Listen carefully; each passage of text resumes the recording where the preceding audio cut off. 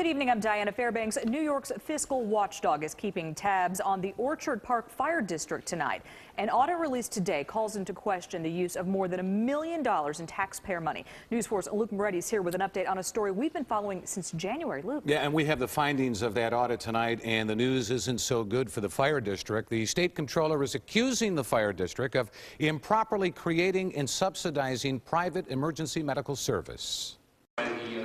State Comptroller DiNapoli says the Orchard Park Fire District made available cash and other assets to an organization it had no legal authority to create or subsidize. They transferred their ambulance service authority to a private corporation, but continued to, in effect, subsidize that private corporation in ways that are not provided for under New York State law and regulation.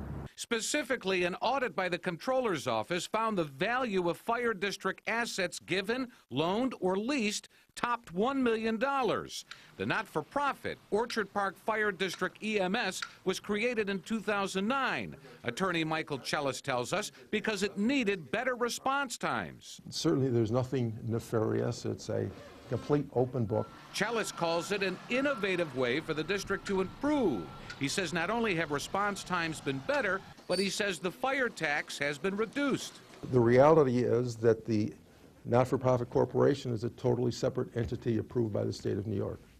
Totally separate. State Comptroller DiNapoli called it a plan with good intentions, but he says the fire district did not follow what was required under state law. That's an interpretation.